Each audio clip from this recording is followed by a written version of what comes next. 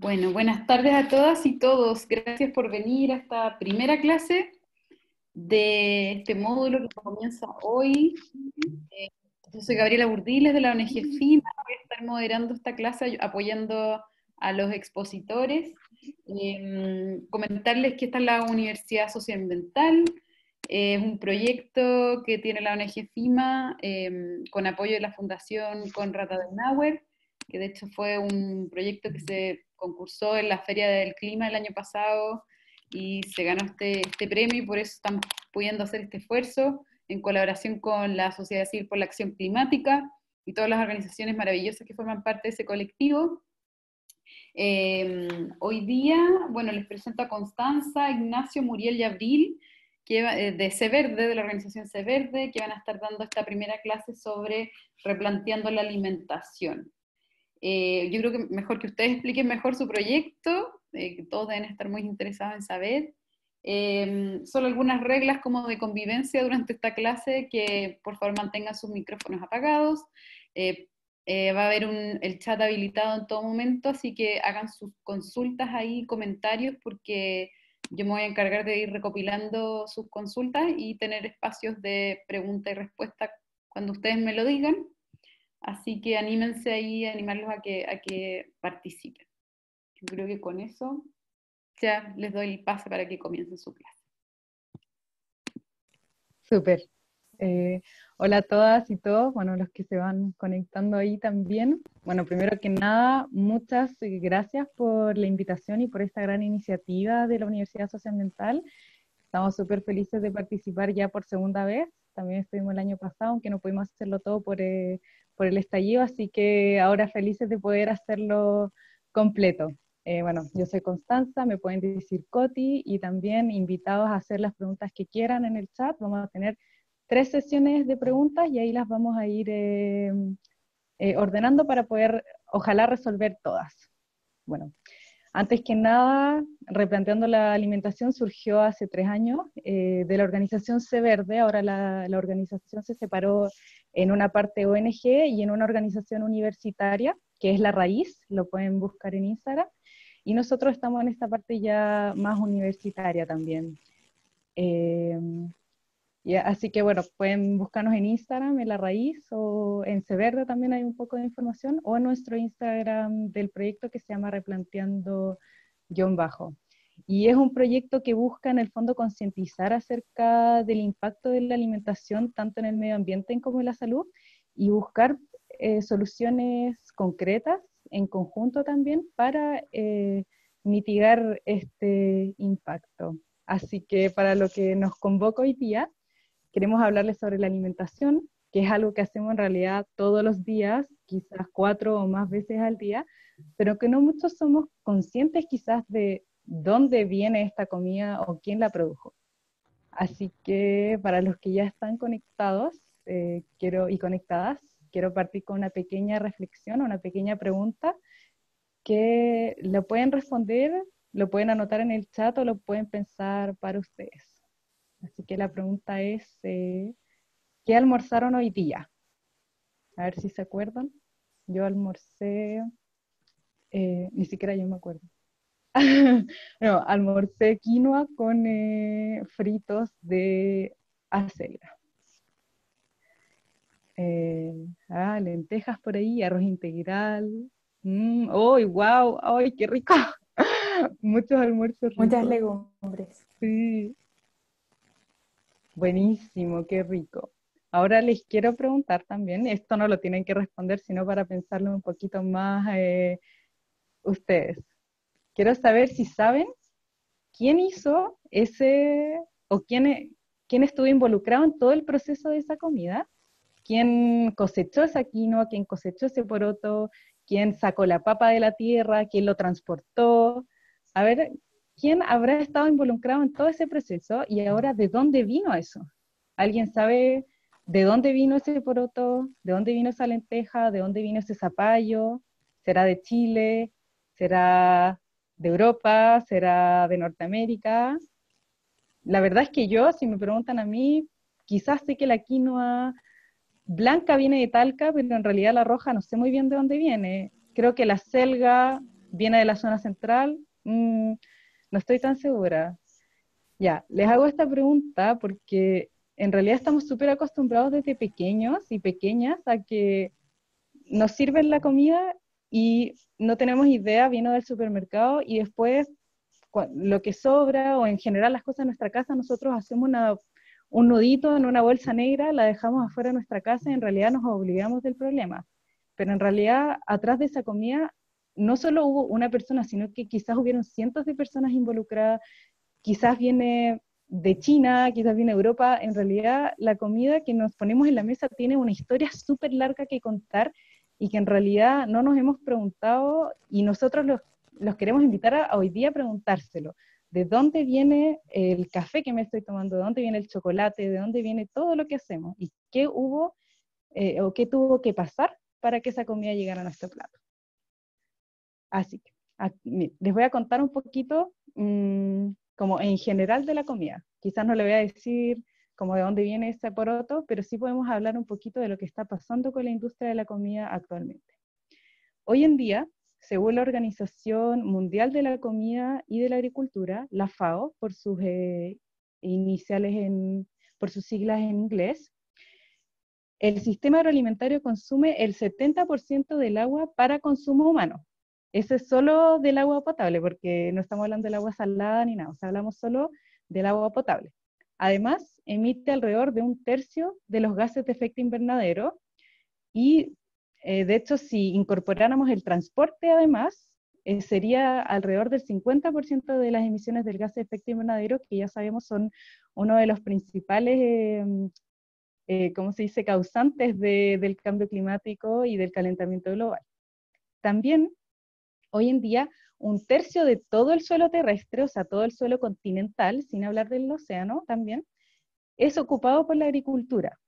O sea, 1/3 de todo el suelo es solo para cultivar alimentos. Ya vamos a hablar después para qué tipos de alimentos se utiliza este suelo y para alimentar qué, porque no solo estamos alimentando a las personas con ese suelo. Este uso de suelo está generando un gran estrés en la tierra y el daño al suelo es algo que es súper, uno piensa como ya, hacemos daño al suelo, pero después se regenera, pero en realidad el suelo es algo que se demora mucho tiempo en regenerar. Además, la alta demanda hace que lo estemos estresando y estresando y que le cueste recuperarse. Es como cuando tenemos un esguince, por ejemplo, como uno tiene que cuidarse el esguince para que se recupere. En cambio, si nos hacemos un esguince o una lesión y salimos a trotar todos los días, se puede volver una lesión crónica. Algo así está pasando hoy en día en el suelo. Y el hacer daño al suelo, por repetir la palabra, está contribuyendo también a la pérdida de biodiversidad, siendo la industria alimentaria responsable del 60% de esta pérdida de biodiversidad y de entre el 70 a 90% de la deforestación mundial. O sea, el 70% de la deforestación del Amazonas es causa de la alimentación.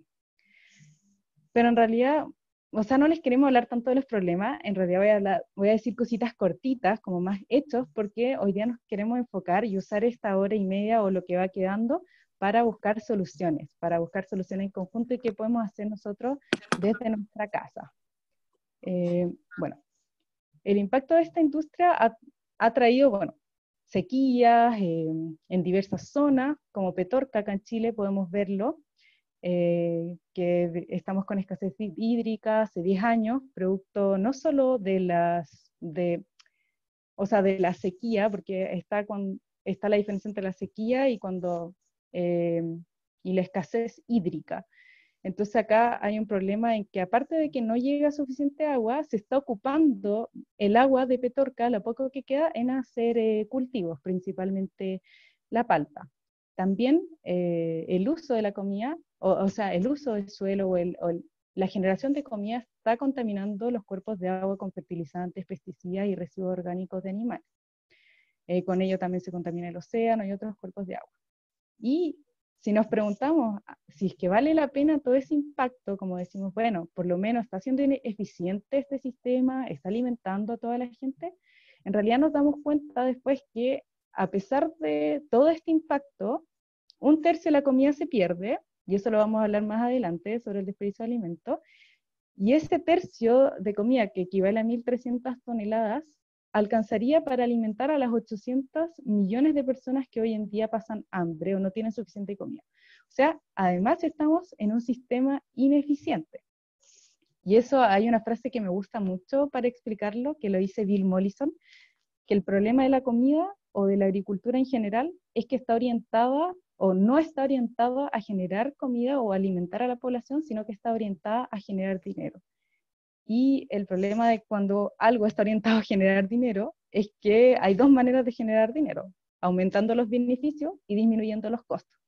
Entonces, para disminuir los costos, empezamos a bajar la condición o la calidad de vida de los trabajadores, eh, como no nos preocupamos de si algunas cosas se pierden, total como que tenemos que vender más las cosas bonitas, etc. Entonces, bueno, para no sonar tan pesimista en realidad, les quiero decir que no todo está perdido, todavía tenemos suelo, todavía tenemos agua, todavía hay cosas por las que podemos luchar, todavía se puede sanar esta tierra, así que no les quiero hablar más de problemas, vamos a empezar por las soluciones y quiero empezar con el mismo orden que les dije de los impactos. Vamos a hablar primero del agua. Entonces, a esta pregunta se la voy a hacer al Nacho, que me está acompañando aquí replanteando, y le quiero preguntar cómo podemos cómo podemos reducir nuestro consumo de agua y además reducir este 70% que utiliza la industria agroalimentaria. Bueno, hola Coti, hola a todos y todas los que están conectados escuchándonos. Tu pregunta para responder es un poco difícil, creo yo. Porque, por ejemplo, yo me baño como en 3 minutos aproximadamente, reciclo el agua de ducha incluso, pero en realidad uno nunca se da cuenta que una ducha en realidad de 10 minutos ocupa aproximadamente 200 litros de agua. O sea que si tú estás ahí bajo la regadera 10 minutos, estás perdiendo 200 litros de agua. Eh, pero también uno dimensiona que esta cantidad es como mucha, ¿cierto? Si yo te digo a ti, Coti, 200 Claro, litros de agua, ¿qué te parece? hoy a mí me parece un montón. Si una persona en el día debería tomar 2 litros diarios, o sea, 200 sería 100 días, Sí, el agua de estaría 100 como 100 días. días tomando agua, más o menos. Pero uno no lo dimensiona así y al momento de comer, por ejemplo, un plato tradicional con carne consume alrededor de 1.600 litros de agua. O sea, si lo proyectáis de nuevo, estarías como 160 días tomando agua, 2 litros de agua diarios, mientras que un plato a base de plantas o legumbres es como Ujú. un cuarto de eso. O sea, 400 litros. Y uno igual, yo por ejemplo, si a mí me dicen 400 litros, sigo pensando que es demasiada agua. Em, entonces, ¿qué significan estos 400, 1.600, 200 litros de agua? ¿Qué puede significar eso? Bueno, se puede explicar con algo que le llamamos la huella hídrica. La huella hídrica es un indicador medioambiental que define el volumen de agua dulce total usada para producir los bienes y servicios que usamos habitualmente, o también la comida. Porque al final todo lo que nosotros usamos, por ejemplo, un celular, unos audífonos, un plato, o la misma comida que comemos, o el mismo agua que tomamos o usamos para bañarnos, se cuenta como agua usada. Entonces, también es súper importante que sepamos cuánta es la cantidad de agua que se ocupa para producir cada alimento. Algunos ejemplos que le puedo dar es que un kilo de carne de vacuno se requieren aproximadamente 15.000 litros de agua para producir solamente un kilo. Y eso equivale como a 150 duchas de 10 minutos. O sea, imagínate, si tú te ahorraras de comer un kilo de carne al mes, a la semana, te podrías bañar equivalentemente a 150 veces, con duchas como de 10 minutos. ¿Qué opinas tú de esto? ¿Te parece un Wow. número como bastante grande, no? Sí, en verdad, como comparado con las duchas, como que ahora la ducha se ve chiquitita. Entre bañarme 5 a 10 minutos, en realidad no hace tanta diferencia. Así cambiara mi plato, o así cambio un plato tradicional con carne a uno que esté basado en plantas. Claro, porque al final le estás reduciéndolo como a un 25% de ese consumo de agua con un plato tradicional, ¿no? Ahora, el pollo, que sigue teniendo un impacto bastante grande, pero es mucho menor que el de la carne. Un kilo de pollo requiere como 4.300 litros de agua más o menos para producirse, y en comparación a esto, un kilo de arroz requiere 3.400. Claro, el kilo de arroz está crudo, entonces tú al cocinarlo crece como 3 veces, más o menos. Otra cosa que podríamos comparar son que un litro de leche requiere 1000 litros de agua, pero de repente como que uno piensa así como, ¿qué quiere decir que requieran una cantidad de agua para producirse? Y uno piensa, claro, pero si la leche te tomáis un vaso de 200 ml, un litro sigue siendo un litro, no es como que ahí hayan 1000 litros de agua, sino que es agua que uno no ve, ¿cierto? Claro. Es como esta agua que se usa para producir directamente, agua que cae, que nosotros recolectamos en estas maquinarias gigantes para obtenerla siempre, y agua también que se contamina en el proceso productivo de la leche. Entonces, les queríamos dejar un link después para que calculen su huella hídrica, pero se lo vamos a dar al final de la clase, para que Sí. vean el impacto que ustedes están teniendo como diariamente. Claro, esto no es para deprimirse, siempre podemos hacer algo como la solución que planteó la Coti. En vez de tener un plato lleno de tradicional con carne, podríamos cambiarle a una solución basada en un plato más integral con plantas. Claro. Quiere decir, ¿Sabes más o legumbres menos, por variadas. ejemplo, cuánta agua ahorraría en el año si es que mi dieta fuera sin carne? O, por ejemplo, creo que mencionaste un día sin Sí, carne. Sí, claro, sí, un al día sin año. carne son 75 gramos aproximadamente. Durante un año estarías ahorrando 54.000 litros de agua más o menos, que eso equivale a unas 826 duchas de Wow, 8.000 litros. O sea, imagínate, estarías claro, como más de 2 años bañándote sin comer carne un día a la semana. claro.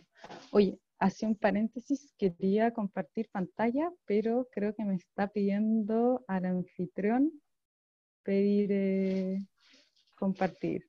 Si no, si es que falla, lo hacemos, podemos compartir las fotos después para que queden atentos al Instagram. Vamos a poner el link del Instagram, pero por ahora las imágenes me dice que el anfitrión inhabilitó la función, por si Ah, el anfitrión me está veamos. escuchando. Ya, voy. Si no, ahí me dice, bueno, Ahí, entonces, claro, ahí sí, ahí está. Sí, a ver, prueba. súper. A ver, estas son las bondades, ahí está, las ¿Sí? bondades del Zoom. Sí, al tiro, entonces les voy a compartir esta foto que tenemos con la información porque he visto que ahí están preguntando, les voy a compartir así como ahí está. Esta es, según la organización, se las vamos a mostrar así sin agrandar la pantalla nomás. Esta es información de la Water Footprint Organization, es la organización mundial de la huella hídrica, donde ellos han hecho una investigación como robusta sobre los distintos alimentos. Ustedes se pueden meter a la página de esta organización y a la galería de productos y pueden ir viendo los distintos productos. Acá, por ejemplo, está el de la carne, la carne de vaca, acá la carne de chancho. Por supuesto, sí, o sea, tendrán acceso después a todo este video. Entonces ahí pueden como repasar los datos que hayamos diciendo. Y en Además, el igual fondo, planeamos tratar de subir esta foto a Instagram de Replanteando, que después les vamos a dejar el claro, link. claro. En el fondo, lo más importante como entender acá de la huella hídrica, como bien dice el Nacho, es que en el fondo es el agua necesaria, que es lo que hablábamos antes, cuando yo les decía, como qué tuvo que pasar para que ese plato llegara a su mesa.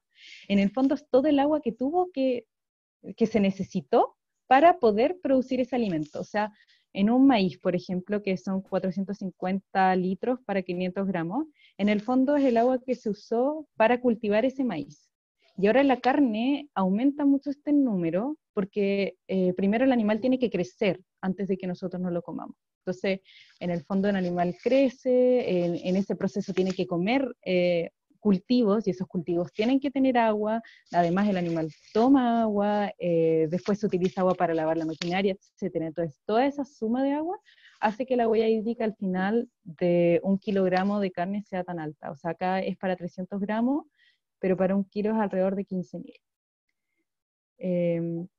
Voy a volver a nosotros. Eh,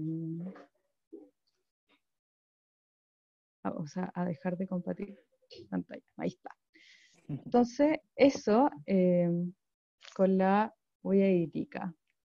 Ahora les quiero hablar un poquito de cómo reducir, ya hablamos entonces de para reducir un poco nuestra huella hídrica, en el fondo, es comer, quizás no dejar la carne al 100%, pero comer más vegetales y más productos que no sean basados en animales, que en el fondo tienen una menor huella hídrica, además de todas las cosas que se pueden hacer en la casa, que también es necesario hacerlas. También no es la idea dejar corriendo el agua o ducharse 20 minutos, porque al final la comida es la que tiene el mayor impacto, esas cosas también.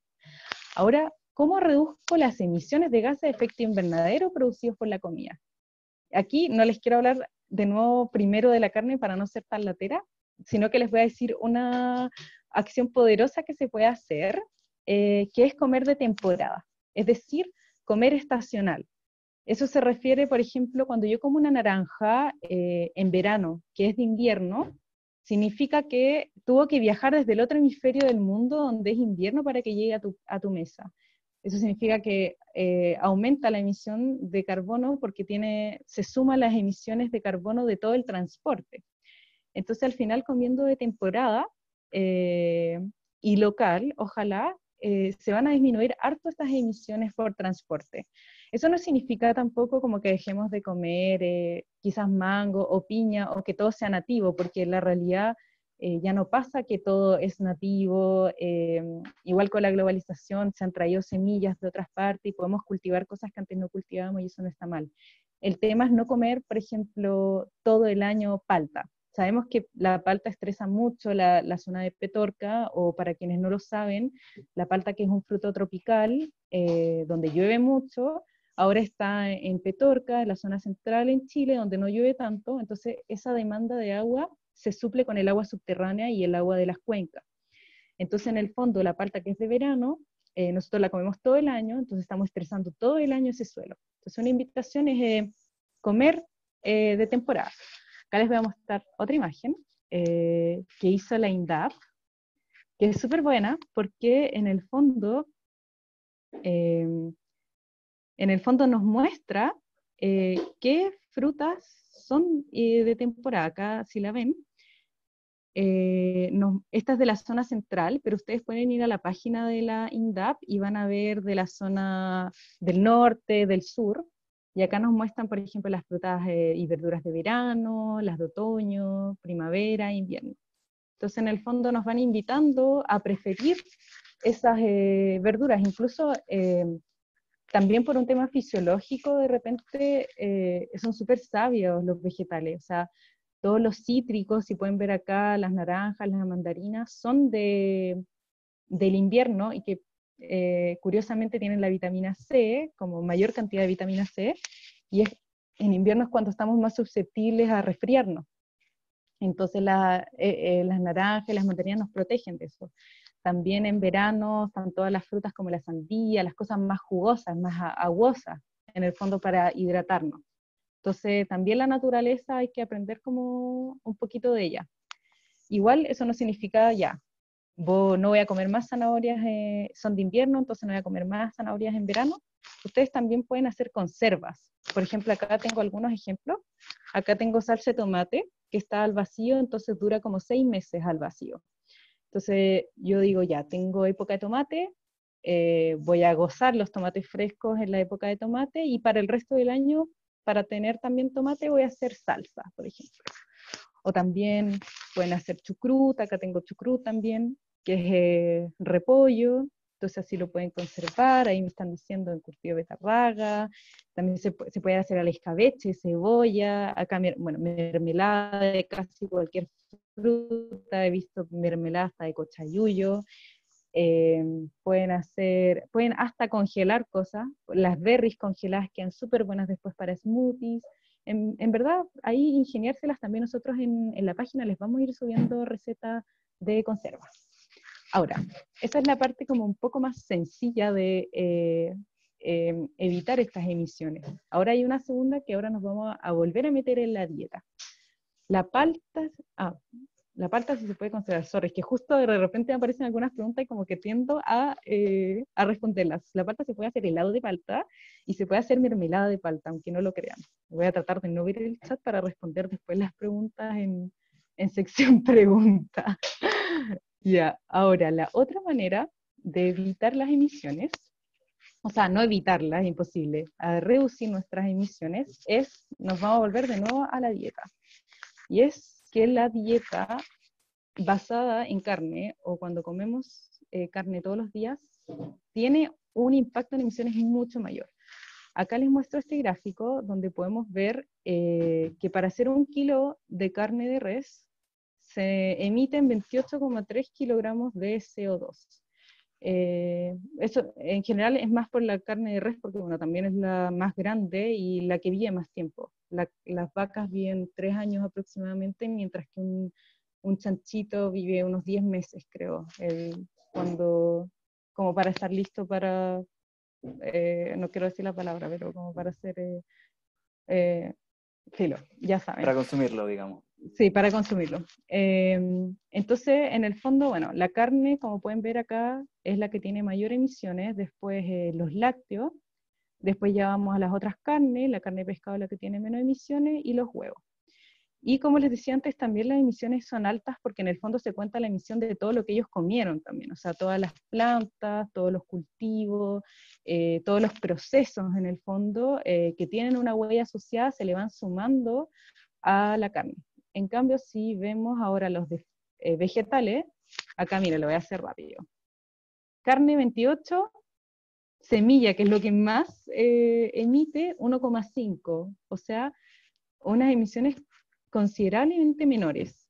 Y tenemos las de la semilla, la de los frutos secos, esta es una nuez, estas son legumbres, que son 0,7, y después ya, bueno, vamos reduciendo hasta que los tubérculos son como el vegetal que tiene una menor huella hídrica, que tiene una menor huella de carbono, que son todas las emisiones de gases de efecto invernadero medidas como CO2. Al final los vegetales también tienen una menor huella de carbono, y de hecho por 1 kilo de legumbre uno te rinde mucho más también que 1 kilo de carne. Entonces una nueva manera, una nueva manera o otra manera de reducir los gases de efecto invernadero también sería reducir el consumo de carne en la semana. O sea, decir ya no voy a comer carne 1 vez a la semana, 2 veces, o quizás 1 semana entera sin carne al mes, y así vamos probando y haciendo nuevas estrategias para reducir nuestra huella de carbono.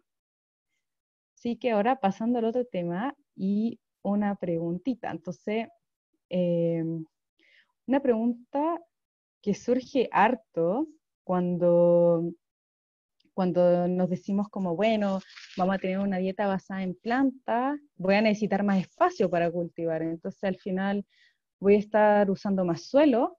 Aquí la Muri nos puede hablar un poquito de eso y de si en realidad vamos a necesitar más suelo, o qué pasa si es que nos cambiamos de una dieta basada en animales a una dieta basada en plantas.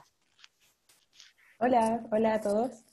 Bueno, eso no es cierto, ya que la dieta basada en plantas requiere mucho menos suelo, al igual que la cantidad de gases que emiten, como decías antes. ¿Y esto por qué pasa? Porque los animales, sobre todo las vacas, tienen que mantenerlas toda su vida, que son los 3 años más o menos, y para esto tienen que vivir en un terreno muy grande para poder alimentarse, reproducirse y también poner sus desechos en algunos lugares. Entonces, el terreno que se usa aquí se podría usar mucho más eficientemente si plantamos ahí alimentos vegetales. Además que la dieta basada en plantas te permite una mayor versatilidad en donde tú puedes plantar las cosas. De hecho, si vives en departamento, puedes plantar en tus balcones o en la terraza. En cambio, no puedes tener una vaca o un chancho viviendo contigo para consumirlo. Entonces, si hablamos de eficiencia, la agricultura es mucho mejor. También me pongo a leer las preguntas, perdón. Y como decía antes, también 1/3 de todo el suelo del planeta es usado solo para la agricultura. Entonces, ¿qué pasaría si ese tercio lo agrandamos a 2/3? Podríamos alimentar a muchas personas que hoy en día que usamos la mayor parte de tierra para alimentar a los animales, dejándolo como un sistema muy poco eficiente. Y aquí no sé si puedes compartir la foto Súper. de esa misma, que es un gráfico del documental Cowspiracy, que los dejamos muy invitados a verlo, y después les vamos a compartir una lista de documentales también. Aquí también se puede ver que la dieta omnívora usa 18 veces más que de suelo, la vegetariana 3 veces y la vegana incluso mucho menos.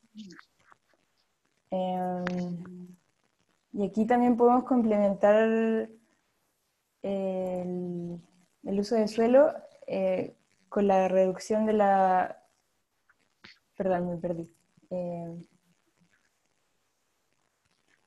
Tranquilo. Con Pero como les mencionaba antes, pueden tener sus propios huertos y plantar de acuerdo a la estación en que crecen, como lo decía la Coti, y al final ustedes mismos van viendo el proceso y los ciclos de los alimentos y tienen una mejor conexión con ellos y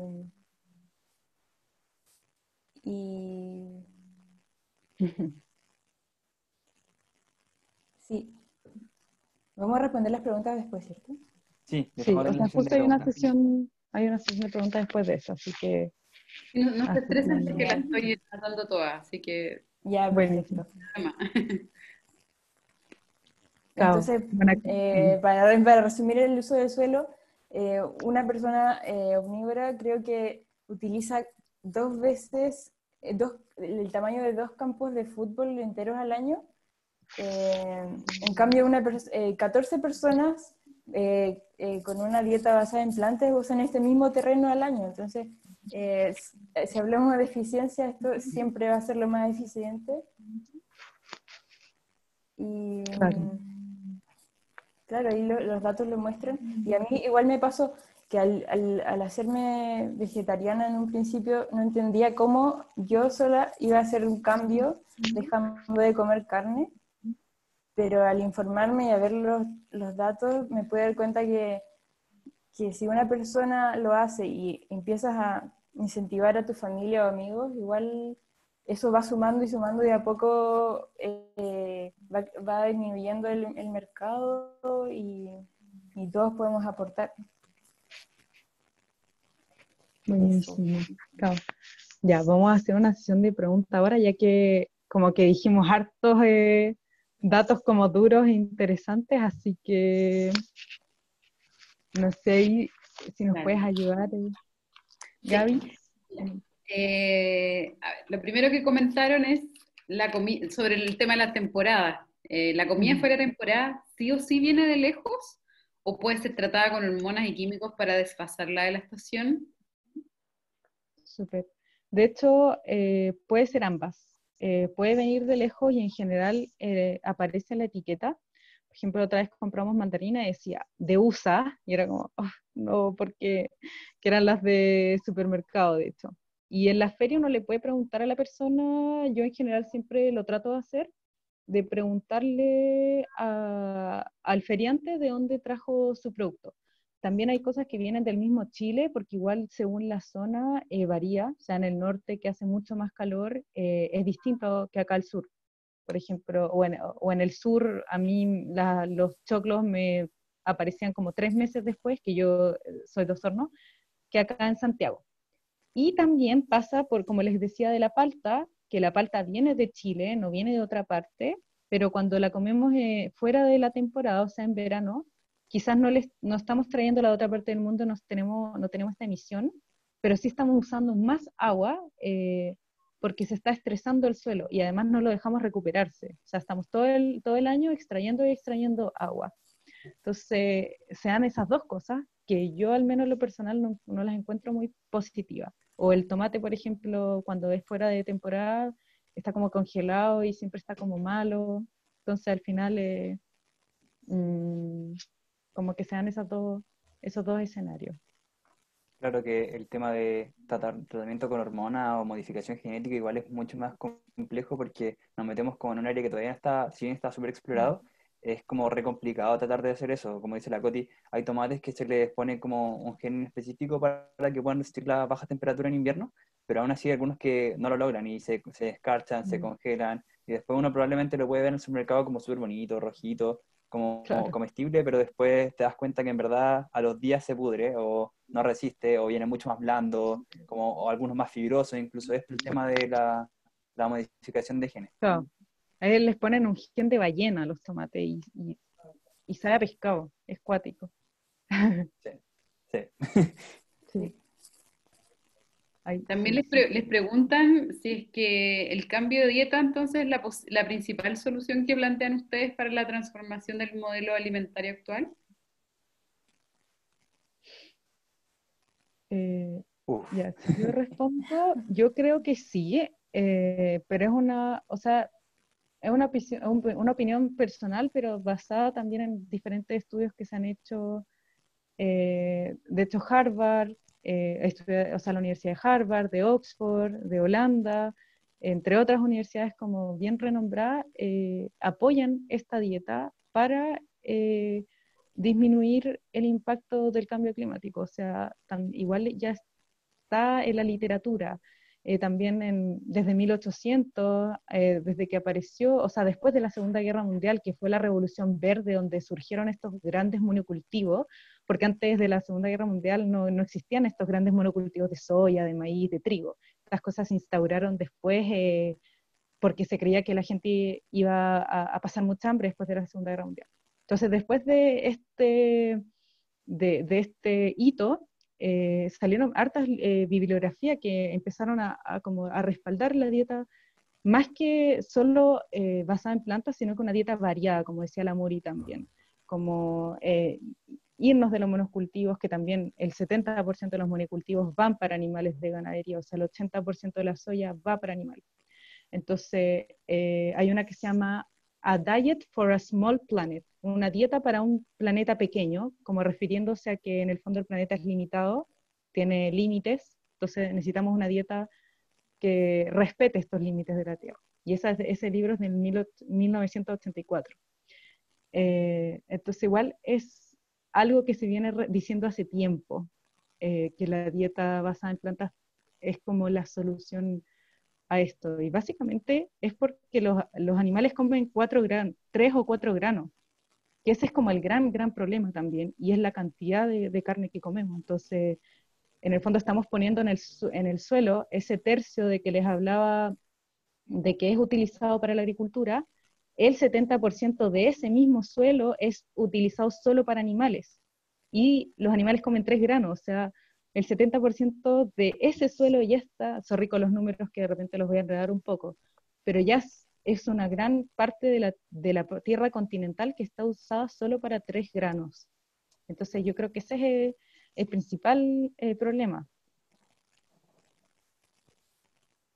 Sí, Ahí yo pusimos. comparto mucho la opinión de la Coti, en verdad. También es mucho más eficiente, además que están modificados los animales de consumo hoy en día. Por ejemplo, las vacas no comen soya comúnmente como para que crezcan, sino que ellas comen pasto. Si uno va al sur con algún granjero va a ver que come pasto, no come soya, no come trigo, no come cosas diariamente como esas, sino que están modificadas para eso mismo y ese mismo metabolismo alterado que tienen causa estas emisiones gigantescas de gramos de CO2 equivalente. Entonces al final Claro. estamos dando los alimentos que podríamos comer nosotros a los animales y además perdemos el terreno que usan los animales que podríamos usar para plantar más diversidad de cosas. Claro, y reforestar Ujú. otras. Ujú. Pero, hay varias preguntas. ¿Ah? Usted me dice cuándo me detengo con, con las preguntas. Ya, Em, démosle 4 minutos más para Dale. ir, Ujú. quizás después vamos a resolver algunas hablando. Mira, había una pregunta sobre la vitamina B12, una discusión que varios como que se adelantaron y pusieron información. Yo quiero Eh, responder. sí, no sé Sí. si quieren responder algo de eso. Muy Eh, cortito, en verdad. O sí, dale, Nacho.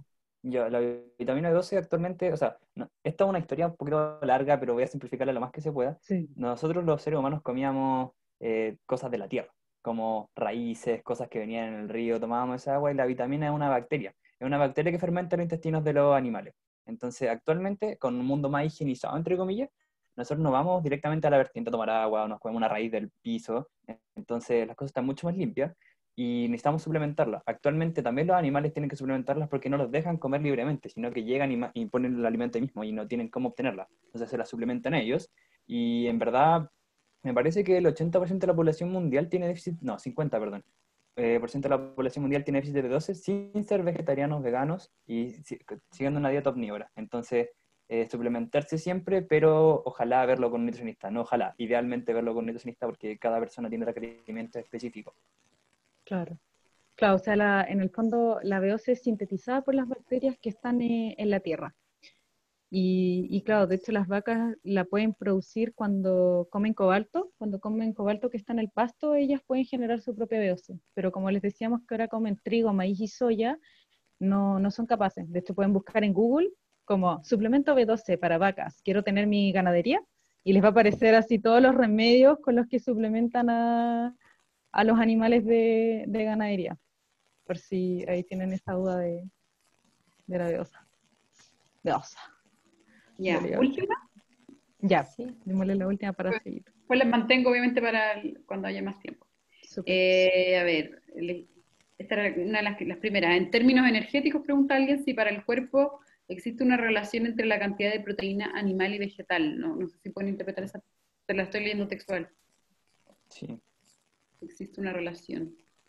O sea, yo creo que quiere decir como si el cuerpo humano puede diferenciar como estoy consumiendo una proteína animal o una proteína vegetal. En ese sentido, el cuerpo no la reconoce. La única que necesita el cuerpo son aminoácidos, no necesita proteínas. Cuando uno dice como no, es que te va a faltar la proteína, en realidad necesita aminoácidos. El cuerpo lo que hace es tú consumes una proteína, por ejemplo, no sé, un plato de legumbre, un trozo de carne o cualquier otra fuente de proteína y el cuerpo las destruye. Las destruye a su unidad básica y con esa unidad básica hace los procesos que necesita. Claro. Ay, me escuchan, ¿cierto? Ay. Sí. Sí, ay, es que como que se me cortó en un momento.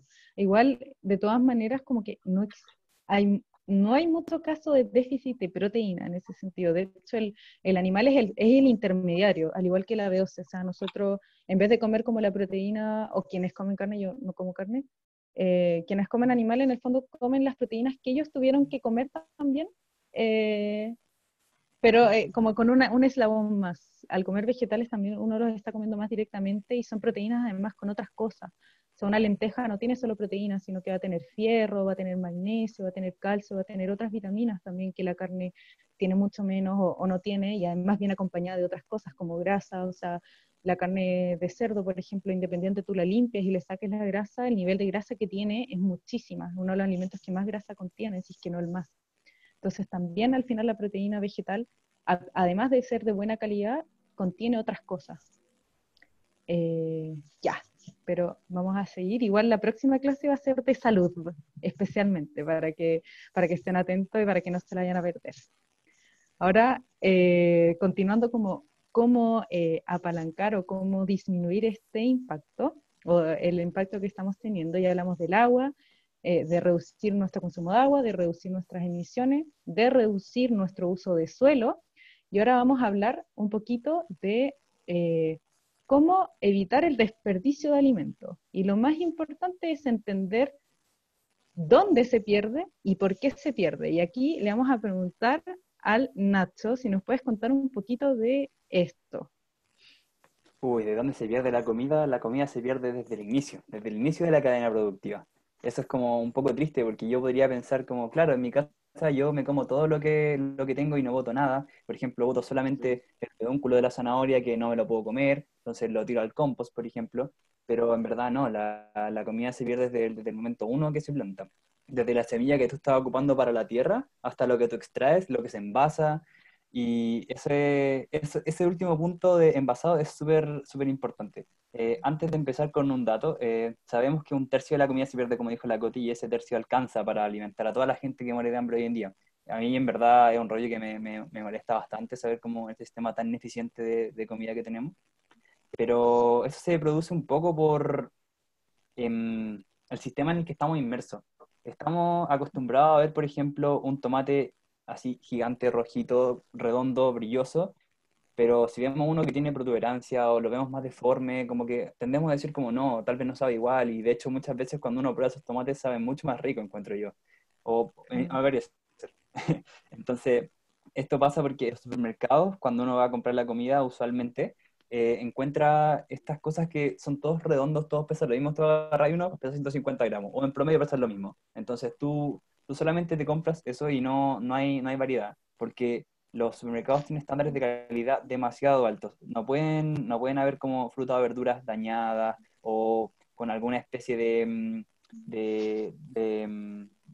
maltrato o algo así. Por ejemplo, también es importante destacar que la comida que se pierde en gran parte es por el consumo, o sea, por lo que nosotros mismos queremos comprar y lo que no consumimos. Las frutas, por ejemplo, se pierden alrededor de un 45%, es lo que se desecha. Desde que pueden aplastarse en las góndolas, se pueden congelar por los procesos de frío, o se pueden perder por cualquier otro motivo. Yo compré, no sé, 5 kilos de manzana y no me voy a comer los 5 kilos de manzana en la semana, entonces se pierde también por eso. Otra cosa que también se pierde mucho, que yo creo que la Coti los puede mostrar para que vayamos dimensionando. Sí, es que desapareció esa imagen. Oh, Pero el tiro, ya. estamos trabajando para usted. Ahora al tiro te la muestro. Ya. Como decía, hay muchas cosas que se pierden. Por ejemplo, hay una estadística que dice que de 100 papas, 54 se pierden. O sea, se pierde un 50%. Ya, ahí está. 45, perdón. Lo dije al revés. Entonces, casi la mitad de las papas se pierde por el hecho de trasladarla a algún lugar, o porque no nos gustaron el tamaño, o porque estaban muy sucias, o incluso estaban tan remaduras. No sé qué más te parece a ti que podemos hablar del desperdicio, Cori.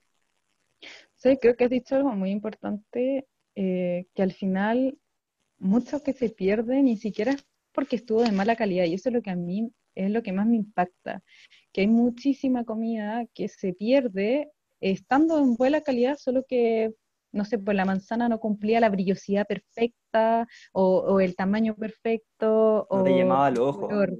Claro, porque de hecho cuando vamos al supermercado nosotros vemos todas las manzanas iguales y en la naturaleza eso no existe, o sea, en la naturaleza las cosas son como los humanos. Bueno, que a veces también nosotros queremos como ser todos iguales a veces, y nos Claro. dejamos llevar por estándares de moda, pero en realidad la fruta es súper diversa. O sea, por ejemplo, hace 50 años habían 300, no, 500 tipos de lechuga, y ahora, hoy en día conocemos solo 32.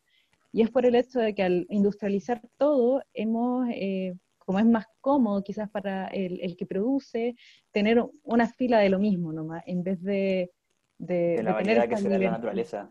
Claro, o sea, y de hecho una variedad también es mucho más resiliente, eh, es más adaptable a los cambios. O sea, si yo tengo un bosque con un solo tipo de árbol, si se quema ese árbol, se queman todos. En cambio, cuando tú Claro, tienes diversidad, lo mismo pasa con la lechuga, con cualquier alimento. Cuando tú tienes diversidad, si algo le pasa a una, si un bicho ataca a una, solo va a atacar a esa. Cambio, es súper peligroso pensar en que solo existe uno o cuatro tipos de manzana, porque claro. cosa que ataque, y lo mismo pasa también con la carne, o sea, solo hay, bueno, me voy a meter en temas como, en conceptos que no me gusta mucho hablar, pero por ejemplo, hay solo 5 tipos de esperma en el mundo, o sea, un ganadero en Chile, si quiere vender su carne, no puede cruzar a sus propias vacas. O sea, tiene que comprar la esperma que está monopolizada o es un, ¿cómo se llama? Cuando no es monopolio, sino que oligopolio, que son Oligopolio. solo cinco espermas en el mundo. O sea, y si algo le llega a pasar a una de esas vacas o a una de esas espermas, significa que todo el negocio se cae. Exacto. Y entonces ahí es peligroso esto del desperdicio de alimentos, pero sí, yo creo que hablamos como lo más relevante del desperdicio. Eh, Pero sí, sobre todo a los ver, supermercados que son enemigos de la fruta y la verdura fea, entre comillas, siendo que es la mejor muchas veces, porque Sí, es la más claro. madura y con más sabor. Y que te bueno, da la indicios que Muri, son naturales en realidad. Sí, sí, a la mí, Muri tiene algunos tips también para, para evitar el desperdicio, si nos puedes contar un poco. fresquito. O sea, Todo. la compra a granel, o sea, partiendo de dejar un poco de lado el supermercado, que son, como dije, los enemigos de la fruta diferente, que la seleccionan antes de entrar al supermercado y en el mismo supermercado también la seleccionan nada más bonita. Incluso se encargan de que la iluminación esté correcta y se vea todo brillante y perfecto. En cambio, en la feria es todo más, entre comillas, oscuro y feo y muchas cosas en el suelo, pero al final todas esas frutas y verduras son las más frescas y la que al final tiene mejores nutrientes. Y yo creo que todos en un principio la veíamos fea, incluso cuando yo era chica veía el plátano así un poco negro y ya no me lo quería comer. Y ahora ando buscando los plátanos más negros porque son los más ricos para cocinar, por ejemplo. Pero la compra a granel en la feria o en las mismas tiendas a granel que ahora hay, de hecho ahora hay muchas, muchas tiendas a granel, y lo bueno de esto es que compras local, compras a las mismas personas de Santiago o de regiones que las traen acá, y no en el supermercado como traen de diferentes partes del mundo. Y así hay menos brecha entre el productor y el consumidor. Y además, el otro beneficio de la compra a granel es que eliminan los plásticos, ya que puedes llevar tus propios envases o te entregan las cosas en bolsas de papel. Ahora con la pandemia no se puede ir a las tiendas de granel, pero muchas te hacen despacho a domicilio y los mismos te dan frascos o bolsas de papel que puedes poner en el compost o reutilizarlas.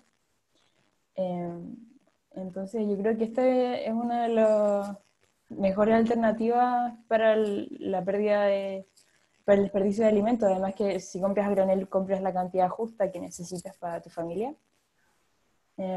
Y otra cosa puede ser compostaje, que muchos de nosotros, la Coti también tiene compost. Ahí esa foto es del compost de la Coti. Yo tengo Sí. compost y vivo en departamento. Incluso lo tengo en mi cocina, porque está en un contenedor plástico y no tiene absolutamente ningún olor porque es una vermicompostera. Eso quiere decir que tiene gusanos. Entonces ahí pongo todos mis desechos orgánicos y es muy fácil. Incluso hay muchos tutoriales de cómo hacer una compostera con materiales de desecho, como tarros de plástico. O si tienen un jardín es mucho más fácil incluso.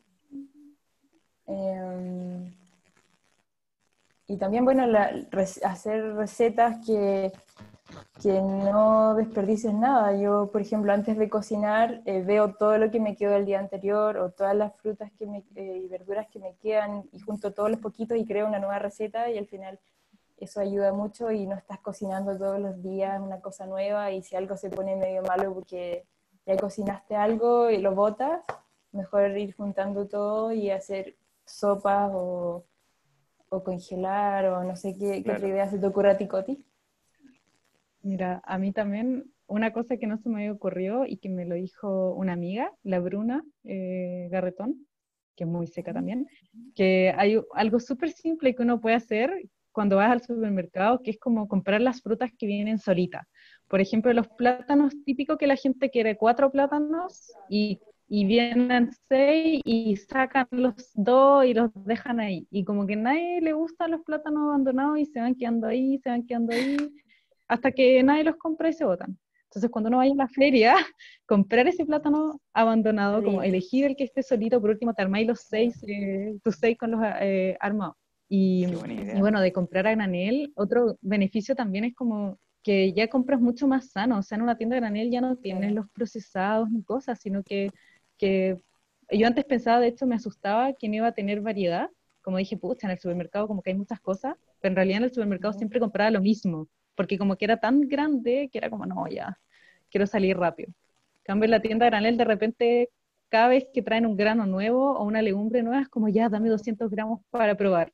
Como que empieza a darse esa como tónica de probar cositas nuevas también te garantizan ellos que no se está perdiendo. Ellos siempre tratan de comprar por lo menos la Nacional Granel. Ahí vamos a dar todos los datos en el Instagram para que estén atentos y atentas. Ellos lo que hacen es comprar solo para la semana, o solo para cada 2 semanas ahora probablemente la cuarentena. Entonces ellos no te van a vender a ti 10 kilos de harina, sino que venden lo que tú vayas a usar cosa de garantizar de que no se van a llenar de polillas, por ejemplo. A mí, desde que compré granel, jamás se me ha llenado de polillas la despensa. Yo pensaba que iba a ser al revés. Y garantizan también que no se pierda, que no tengan que andar botando cosas, como que todo más cortito y más eficiente también. Y eso en verdad, Ya, yo creo que... además es más barato muchas veces, o no te tiendas con las galletas y todas las Claro, cosas dulces que hay que además tienen mucho empaque desechable. Que sí, no pues, están destinados tampoco a alimentar, solamente a generar Claro. dinero, como dijo la Coti. Algo que sí yo quería destacar, perdón, de lo que dijo la Muri, que me parece súper, yo también tengo un rollo con el desperdicio de comida. De repente, cuando era chico, mi mamá botaba una olla de comida, una olla de arroz, porque nadie se la comía y la dejaba. Y en verdad, desde chico que tengo el problema con esto de botar comida. Entonces, un día como que yo dije, de la nada, ni siquiera sabía si se podía hacer o no. Pero dije, mamá, en vez de botar el arroz, ¿por qué no lo congelas? Me dijo, ay, que eres tonto. Entonces yo agarré una porción, la congelé, y después dije, como cuando tenía hambre, la descongelé como de la mañana y a la hora del almuerzo ya estaba lista y no tenía ningún sabor. Después me puse, o sea, no tenía ninguna diferencia, perdón. Me puse como a investigar un poco más si es que esto podía ser factible y en verdad congelar el arroz y congelar la comida en general no tiene mucho impacto en los nutrientes. Algunos se pierden, pero es muy poco. Entonces, si uno, por sí. ejemplo, cocinó de más y no quiere comérselo todo en un momento, puede perfectamente congelarlo y la comida congelada dura, se recomienda 3 meses, pero al final dura hasta 6, 7. Yo me comí algo hace poco que congelé en Navidad del año pasado. Entonces, es una súper buena idea. Sí, según yo, lo único que no se puede congelar es los tallarines, que me dan mucha risa los comentarios. Claro. Pero en verdad todo se puede congelar, onda el pan, yo también lo corto así trozadito, lo dejo todo trozado para adentro. Oh, sí. Y O a después lo veces, tostáis en el horno y queda maravilloso. sí, yo ahora en la cuarentena he experimentado con todo, para hacer harto, no sé, pues brownie, he congelado hasta los cinnamon, los rollos de canela y quedan Y te quedan buenos. como iguales, después lo descongeláis al sartén. Eso descubrí, que Oh, descongelar en sartén es la mejor manera de descongelar, para que no te quede ni latigudo ni seco. El sartén es la clave. buenísima La idea. Ahí clave del igual están dando descongelamiento. varias ideas buenas, que al final todas las tortillas, puedes transformar todo tu almuerzo del día anterior en alguna tortilla de algo. Y así Claro. tampoco lo congelas. O las hojas, sí, las hojas de betarraga también se pueden hacer tortilla. Al final también aprovechar todo lo de un alimento. Por ejemplo, los bordes, los restos de, no sé, cuando hacía un zapallo y le sacáis como el poto, y todos esos restos los podéis guardar en una bolsa Ziploc y después haces caldo de verduras con eso. Oye, antes íbamos a hacer una sesión de preguntas 2, pero creo que mejor vamos a hacerla después, Ujú. eh, para, para después como ahí jugar con las preguntas y todo.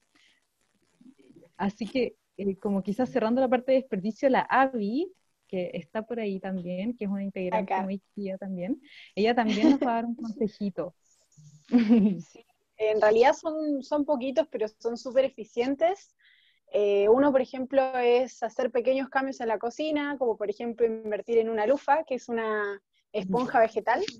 Acá tengo O una. No sé ahí está, el Coti me va a ir haciendo como las demostraciones de los objetos. Tener un termo para guardar el agua hervida también. Eh, cuidar los, cuidar los electrodomésticos que ya tenés para evitar comprar nuevos. Por ejemplo, si tenés una sartén, preferir calentar en él, y de esa manera vas a conseguir como calentar la comida de forma más uniforme. Y bueno, si vas a comprar porque necesitas comprar, preferir los productos de hierro que no tengan adherentes tóxicos. Así pueden durarte toda la vida si los cuidas y no los sometes como a temperaturas muy altas. Y acá hay un dato freak que es muy interesante, que la energía eléctrica que emite o sea, que se emite son 0,65 kilogramos de dióxido de carbono por kilowatts, mientras que el gas propano y el butano emite 0,24. Entonces ahí estamos hablando de una eficiencia en el gas, o sea, usando gas. Otro tip es usar detergentes y lavalosas biodegradables, también es súper bueno, porque no se contamina el agua. Y finalmente un tip que es más como general, que es acercarte más a tus alimentos. En eso vamos a estar hablando en la próxima clase, así que no se la pierdan. Y cocinar más en casa. También preguntarte sobre el impacto que tiene cada alimento, como empezó la clase de Coti, preguntando como de dónde venía el alimento y si sabías qué impactos había. Y exigir transparencia a los proveedores también, o esa conexión con los proveedores, ¿no? Y finalmente, no significa que tengas que hacer todo lo que les dijimos.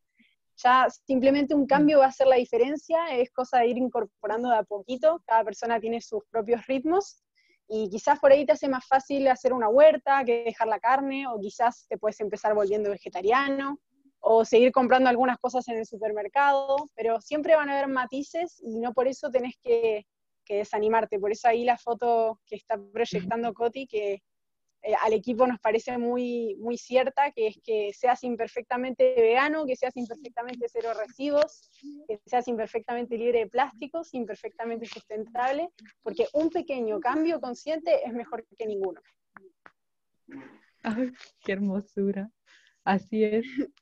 De hecho, bueno, la lufa, por si no lo saben, es una planta, es prima como un zapallo hermana, italiano. sí, prima hermana del zapallo italiano, y lo bueno es que después de usarla tú la puedes compostar.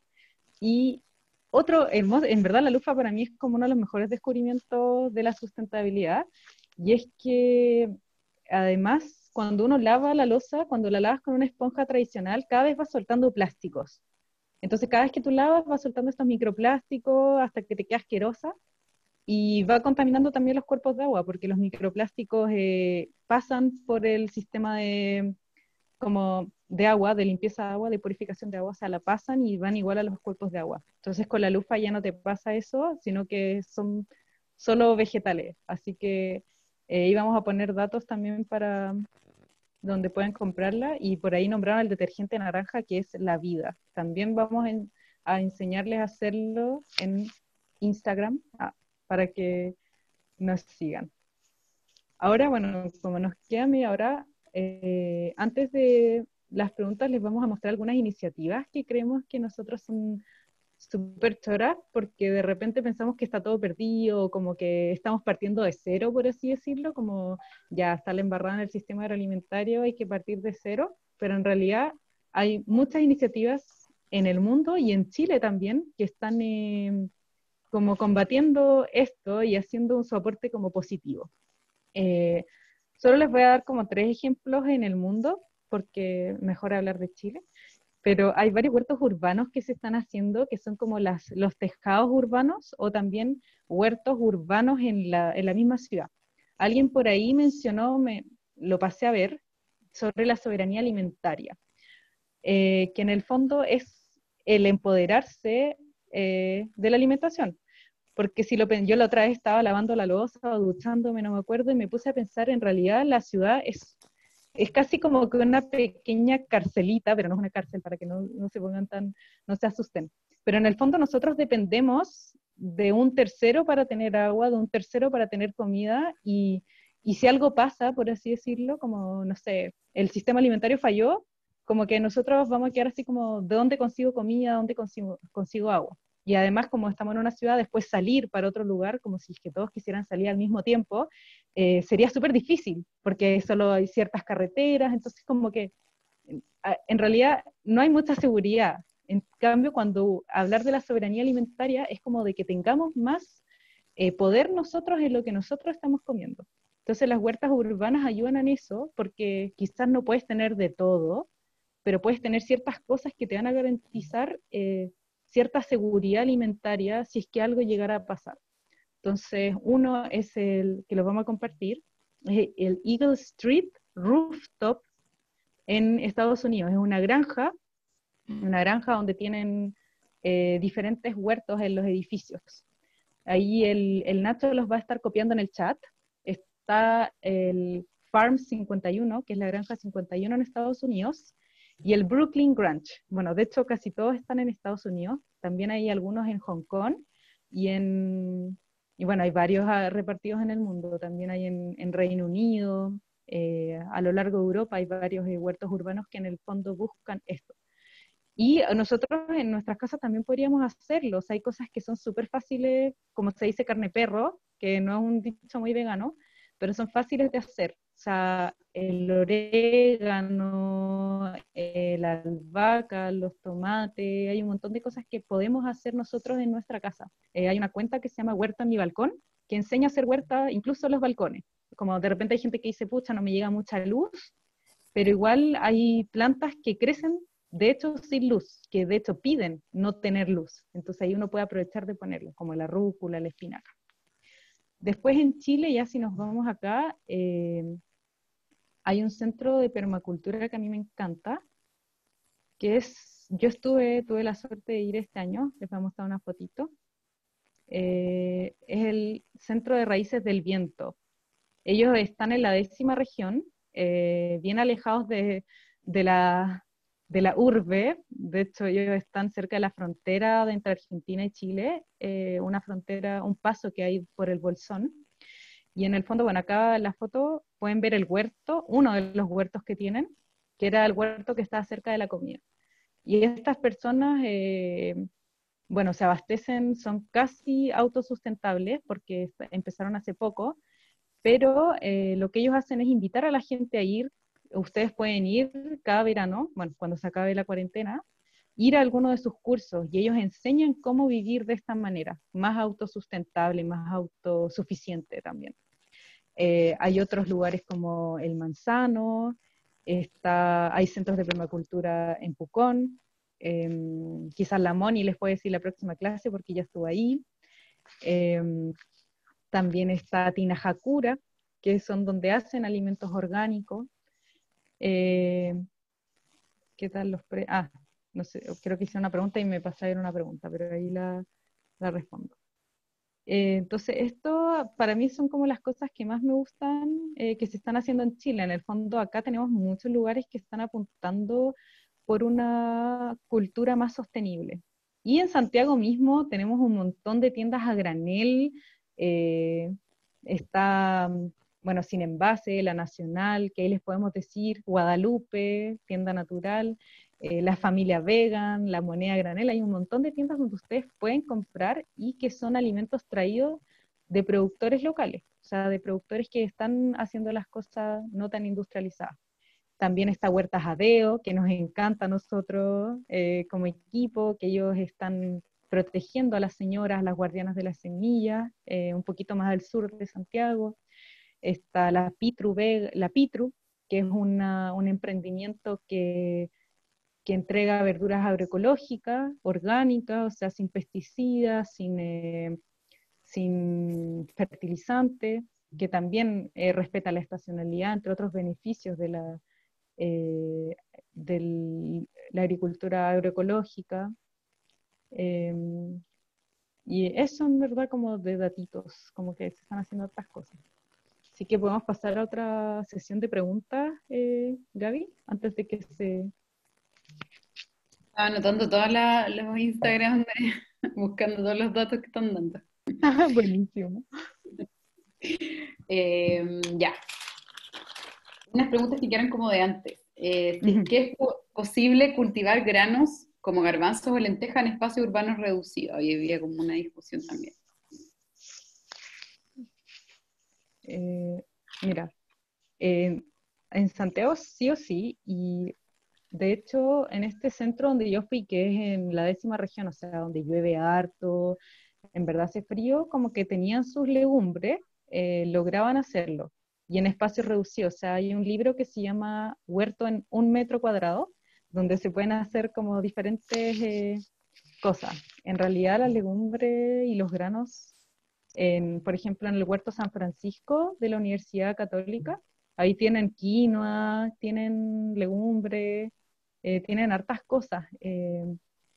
Como que yo, o sea, no soy experta en huerta, esto es como lo que me falta y me encantaría tener más cosas en mi casa, pero sí sé que al menos acá en la zona se puede cultivar y las legumbres en general son de lugares con harto sol, entonces Y tampoco requiere tanto eh, espacio, así que también se puede.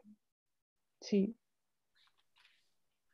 Ahora yo creo que en una casa el tema sería el sol, pero ahí yo siempre le digo a la gente que se pongan de acuerdo con los vecinos, al que le llega el sol que tenga las legumbres, al que no le llega el sol que tenga la rúcula, y hacen trueque, como ahí también invitar a de nuevo empoderarse como comunidades. Claro, volver a convivir.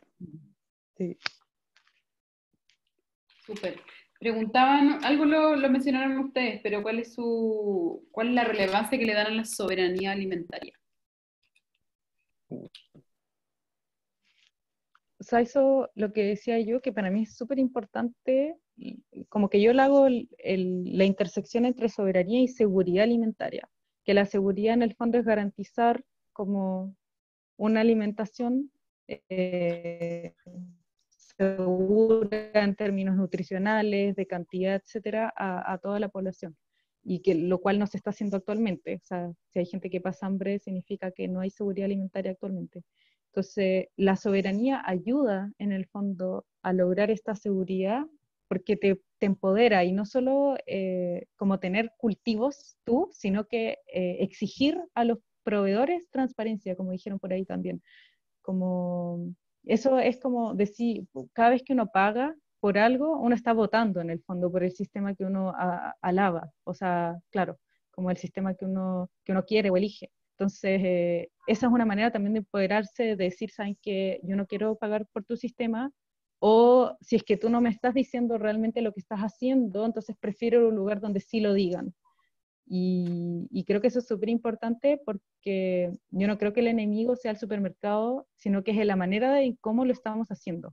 Como en el fondo nosotros igual estamos aceptando cada vez que vamos al supermercado de comprar las cosas iguales, de comprar las cosas empaquetadas. Entonces, cambiarse a eso es tener soberanía, es como tener eh, un rol en esto. No sé si eso responde un poco a la pregunta. Ah, la Moni quiere decir algo, creo. Tiene levantada la mano. Moni. O la levantó. Sí, sí, bueno, es que la soberanía también se relaciona con el entender nuestra forma de habitar el territorio como una relación que va más allá del dinero que se pague por algo, ¿no? Que más allá de la relación económica que surja también, es una forma de habitar el cuerpo, de habitar el territorio, de habitarnos en una interrelación dependiente, interdependiente y respetuosa entre los distintos seres, como no solo entre humanos que habitan un planeta Tierra, ¿no? Sino una interdependencia, retroalimentación entre los distintos seres, espíritus, como entienden también los pueblos originarios, ¿no? Y eso, ¿no? Como entendernos en una armoniosa relación de respeto interdependiente y desde ahí también levantar la voz desde lo local, como desde cada territorio, desde lo que se siente, desde lo que la tierra te comunica para que tú puedas también manifestar lo que esa tierra siente. Eso, como No, otra sí, mirada. de hecho, no, y de hecho con eso me Gracias, recordaste Moni. también a las guardianas de semillas que están en la Araucanía o la Huerta de Deos también, que al final con toda esta industrialización estamos perdiendo a las personas que realmente conocen la tierra, que tienen las semillas como que pueden seguir creciendo. Entonces también tenemos que cuidar como eso, que no se pierda ese conocimiento tan importante de la gente que migra del campo a la ciudad, como volver a educarnos con esas personas que conocen el suelo, que se han conectado con el suelo. Así que gracias, Moni. Estamos ansiosos por la clase del próximo martes. También les hacían una consulta hace un rato de si que hay estadísticas sobre el consumo de pescado y mariscos y la emisión de los gases de efecto invernadero, de CO2. Pero yo creo que estaba en alguna de la presentación que Sí, pusieron. Ya, Sí, sí, les vamos sí, a mandar. sí, lo claro, vamos a mandar. Y sí, es completamente. 3,5 por kilo. Kilogramos de CO2 por kilo. Pero ahí lo van a ver. También hay otra pregunta sobre el consumo de proteínas. Dice como al cambiar de proteína animal, al cambiar de dieta a vegetal, me imagino vegetariana, algo así, si requiere mayor cantidad de proteínas que pueden aumentar la demanda. No estoy muy clara. Ya, como yo mencioné anteriormente, igual es necesario, no es necesario como que el cuerpo tenga más proteínas, sino que los aminoácidos necesarios. Y en verdad por estadísticas, se hizo una estadística hace muy poco en Estados Unidos, y se veía que las personas comían alrededor de 2,5 veces más proteína de la que necesitaban diariamente. Entonces, como que el problema de las proteínas no es que uno vaya a necesitar más, uno siempre necesita la misma cantidad. No es como que las proteínas vegetales sean menos eficientes, al contrario, son mucho más eficientes en temas de utilización de espacios, de recursos y de alimentación, porque por lo menos la gran cantidad de las proteínas vegetales vienen acompañadas de fibra y muchos nutrientes. En cambio, las proteínas animales por lo general vienen con hierro y algunos otros minerales más deficientes. Entonces, en realidad no hay una necesidad mayor de proteínas provenientes de las plantas, por ejemplo. Igual la clase de la próxima semana va a ser más orientada a la salud, va a haber una nutrición. Sí. Así que ahí pueden hacer esas preguntillas.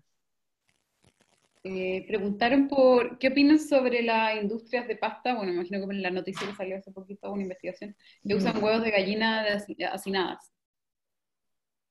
O sea, si nos preguntan la opinión, bueno, yo creo que acá todos y todas vamos a estar de acuerdo en que no estamos a favor, porque, o sea, los animales son seres sintientes que también tienen derecho por lo menos a estar en condiciones mínimas, dignas, óptimas, y si están hacinados, es que ahí yo creo que nos podríamos meter hasta en algo espiritual, de que yo creo que es súper kármico como comerse algo que sufrió toda su vida.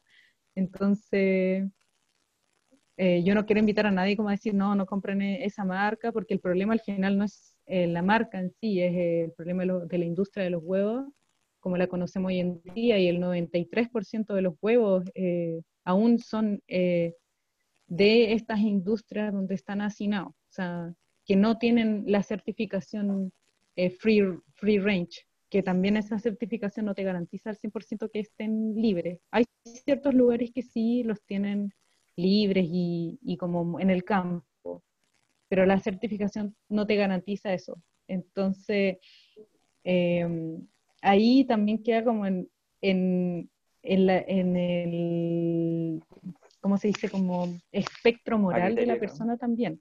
Eh, claro, porque si nos preguntan a nosotros que en nuestro espectro las gallinas tienen tanto derecho a ser libres como nosotros y nosotras, no vamos a decir que estamos a favor o que opinamos que está bien. En todo caso, lo más probable es que esos huevos de gallina feliz, como una gallina biológicamente produce menos de 12 huevos al año. Entonces, es súper poco probable que tengas huevos de gallina feliz todo el año. Tendrías que tener una Claro. cantidad innumerable de Exacto. gallinas para poder como suplir esa demanda de huevos de gallina feliz. Entonces, al final, ese como reportaje no es como que solamente esa marca lo haga, sino que la industria del huevo en general tiene gallinas ciudad y probablemente mucho peor que las que se ven en los videos.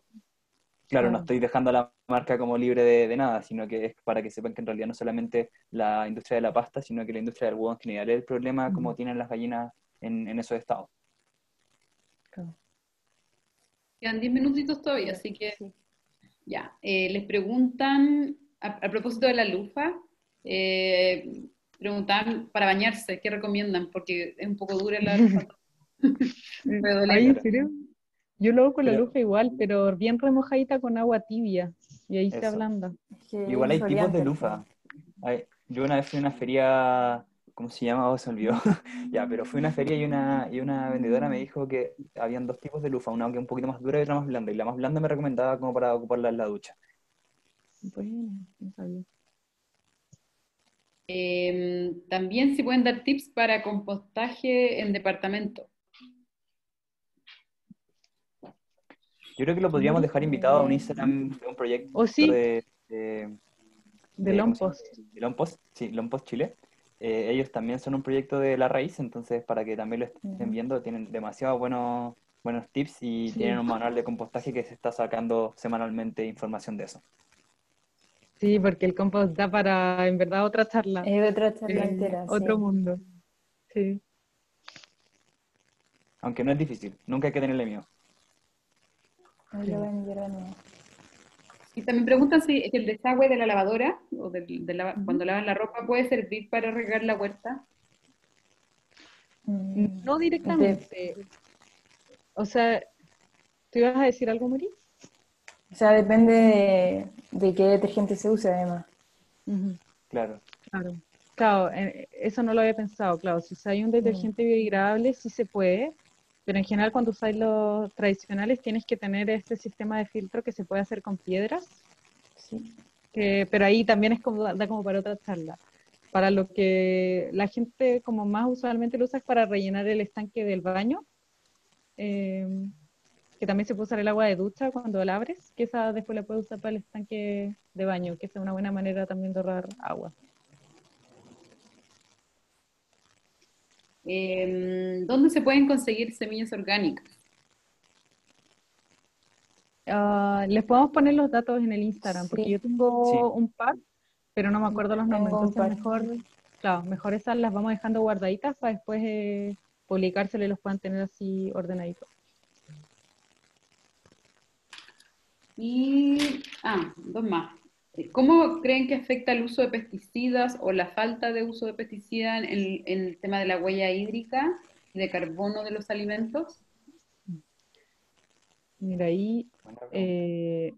no, mira, lo que más pasa ahí es que más que el uso de agua, que afecte como el uso netamente de, o si uso más o uso menos, lo que afecta es que el usar pesticidas y fertilizantes contamina los cuerpos de agua, o sea, va contaminando las napas subterráneas que después se van a los cuerpos de agua. Y el problema de eso es que quizá, claro, la cantidad de agua que se consumió para hacer ese producto es la misma, pero, no sé, pero la renovación del agua ya no es igual, porque se está perdiendo agua. O más que perder agua, si no utiliza agua, porque el agua en realidad no se pierde, es un ciclo continuo. Pero esa agua queda inutilizada y queda contaminada. Entonces, los fertilizantes y los pesticidas lo que más hacen es que, más que como contaminar el agua como con tóxicos, alimentan, como llenan de nutrientes el agua, lo que hace que las algas se empiecen a alimentar más rápido y crecen demasiado las algas, por ejemplo, en una laguna, y al crecer le van tapando el oxígeno y el sol a otros peces que están abajo. Entonces los peces se van muriendo y todo esto empieza a ocurrir más rápido. En la naturaleza igual ocurre, pero mucho más lento. En cambio, con los pesticidas, los fertilizantes, este proceso es muy rápido hasta que en el fondo se va acabando el oxígeno en el cuerpo de agua hasta que muere ese cuerpo de agua. Y ahí es cuando ya ven una laguna como súper verde, como estancada. Eso es porque ya se eutrofizó, se dice, la eutrofización. Pero ya el uso de agua depende también, por ejemplo, más que de pesticidas y fertilizantes, de dónde se cultiva. Por ejemplo, una palta que crece en el trópico usa mucho menos agua que una palta de Chile, porque en el fondo en Chile tienes que inyectarle el agua que ya no es de lluvia, sino que viene del suelo y viene de cuerpos de agua. Entonces, eso es lo que como afecta yo creo que más en el uso de la huella hídrica que el pesticida y fertilizante. Y bueno, para cerrar solamente esa respuesta, lo otro que pasa son los monocultivos, que en el fondo al dañar la tierra, imagínense que el suelo es una esponja. Entonces cuando el suelo está sano y tienes diversidad de cultivos y de cosas, eh, cuando tú riegas, el agua, el suelo absorbe esa agüita como una esponja y puede alimentar a las plantas más tiempo. Cuando tú vas dañando ese suelo con pesticidas, con fertilizantes, con los monocultivos, etcétera, se empieza a perder esta capa de suelo esponja hasta que se vuelve un suelo duro, que se llama erosionado, se dice. Y ese suelo duro, cuando tú le pones agua, se escurre, se empieza a ir y no se va a absorber en el suelo. Y ahí usan más agua también. O sea, tú necesitas más agua para esa planta que lo que necesitabas en un suelo sano, porque ya no está absorbiendo el agua, entonces le tienes que inyectar todo el rato y también afecta la huella hídrica. Eso. ¿Quedan Y otra 5 minutos? pregunta que no sé si pueden, no sé, se la pueden tomar, sobre el TPP-11, este tratado, si tienen alguna opinión, de así de amplia es la pregunta. No sé si. Uy, Es que igual me da risa porque justo nos dijimos, ¿qué pasa si nos preguntan por el TPP-11? Hay que- hay- Pero no sé si alguno o alguna quiere hablar de eso. O sea, primero quiero, igual, no como responder la pregunta, pero todas las preguntas que tengan, insisto, después escríbanlas, anótalas en alguna parte y las hacen llegar al Instagram, porque siento que hay muchas que se nos pasaron y que no vamos a poder responder. Y bueno, respecto al TPP-11, no estoy muy informado, pero podría, no sé si alguien más me quiere apoyar en ese sentido. Eh, sí, o sea, como que yo por ahora como que también da como para otra charla, como que, Sí, es porque en un el tema fondo ahí demasiado del amplio. TPP-11 hablamos de una pérdida de seguridad, como hablamos ante una pérdida de soberanía también, porque ya nosotros dejaríamos de ser dueños de nuestro terreno, por ejemplo, sobre todo las comunidades indígenas, perderían la voz un poco, porque en el fondo el TPP-11 pone todo en un solo tribunal, como, o a los países que son parte del TPP-11 en un tribunal. Entonces, ahora, por ejemplo, cuando queremos defender algo, podemos ir al tribunal chileno y defender como el territorio. Entonces, los indígenas, por ejemplo, o comunidades locales pueden venir al gobierno local. Sorry, es que me distraje con una cosa que estaba pasando en mi casa, entonces como que siento que explote. Pero en el fondo el TPP-11 ahora sería un tribunal con 15 países más que no tienen idea de lo que pasa en Chile.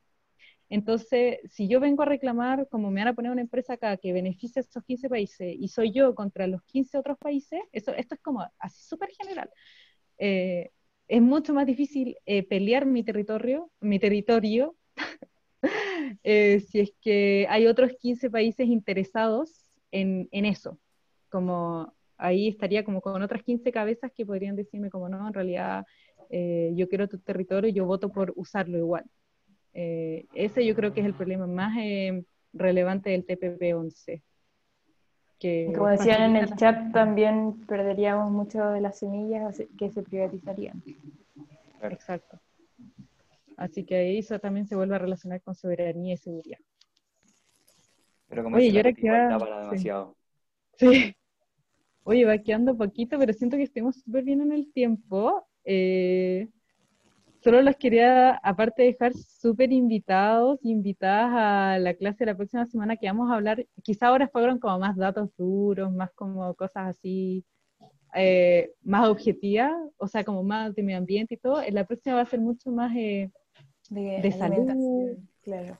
la alimentación y de salud. Así que los quiero tentar con estas fotitos de recetas que son veganas, o sea, basadas en plantas, que pueden hacer en su casa, son de bajo costo también, pueden encontrar los ingredientes a granel, acá hay otros, que estos son unos hot cakes de poroto negro, de hecho, Altos en Impresionante. proteínas. alto en Impresionante. proteína, y en el fondo también invitarlos a que nos vayan siguiendo en el Instagram, porque también vamos a seguir haciendo como estas recetas y cosas, y para que, como en el fondo, abrir un poco esa mente de decir, no sé, el poroto es solo, se hace en guiso, sino que en realidad las vegetales son un mundo súper versátil.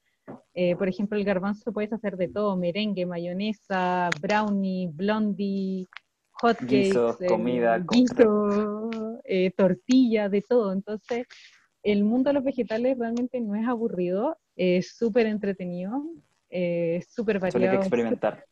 claro, es súper nutritivo. Así que nada, pues los dejamos súper invitados a participar y muchas gracias también a los que estuvieron. La Moni quiere decir algo. Y eso, a cambiar Chile, me Eso. encanta la energía que hubo. Sí, les dejamos más que invitados ahí. Me mantengo en la incógnita. No, los dejo invitados y porque vamos a hablar desde distintas perspectivas, nutricionista, una guía de expediciones ecoturísticas, una socióloga de información y más allá también de las disciplinas que se conocen eventualmente como instituciones, ¿no? Como desde nuestra experiencia como personas. Así que eso, muchas gracias por estar acá y nos vemos. Eso. Eso, Nos nos vemos. vemos, pues. Sí, Muchísimas gracias gracias por la atención. Gaby, sí, por ser tan matea con las preguntas. Sí, ayudó un montón tener un Disculpa si es que filtro. se me pasó alguna, pero bueno, tenemos otra clase más donde pueden Yo volver insisto, que la anoten y la escriban en el Instagram, nosotros vamos a estar Sí, súper sí, dispuestos ahí a se las escribirla. Sí, respondemos. Sí, sí o sí. Entonces, súper. sí, es muy buena clase y vamos a pedirle los materiales para mandárselo a todos los inscritos y que les llegue a su correo. Y repito que va a estar esto en la clase, el video va a estar en YouTube, así que pueden también verlo con sus amigos, familia, etc. Muchas gracias, que estén bien y nos vemos el próximo martes. Muchas gracias. Igual. Chao. Chao. Chao. Chao. Chao. Sí.